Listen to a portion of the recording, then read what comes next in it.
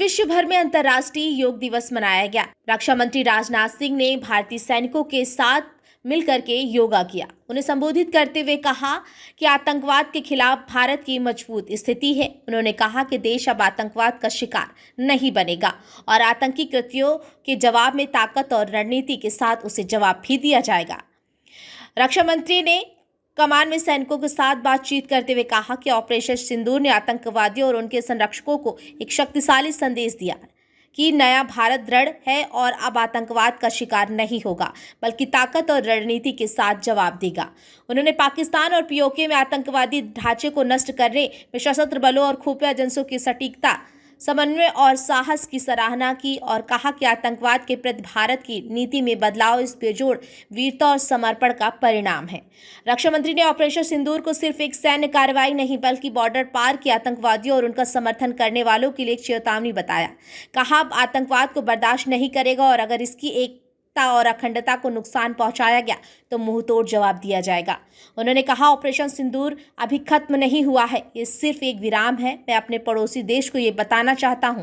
उन्होंने एक सैनिक की जिंदगी को साहस और बलिदान से भरा हुआ बताया और कहा कि राष्ट्र हमेशा सशस्त्र बलों द्वारा मातृभूमि के लिए दी गई सेवाओं का ऋणी रहेगा।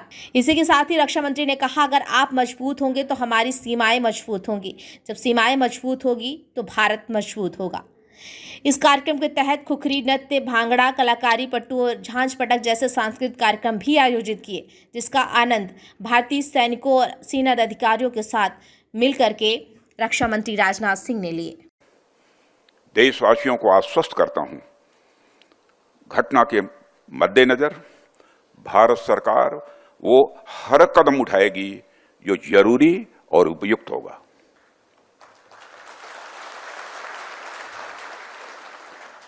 और हम सिर्फ उन लोगों तक नहीं पहुंचेंगे जिन्होंने इस घटना को अंजाम दिया है, हम उन तक भी पहुंचेंगे जिन्होंने पर्दे के पीछे बैठकर हिंदुस्तान की सरजमी पर ऐसी नापाक हरकतों की साजिशें रची हैं।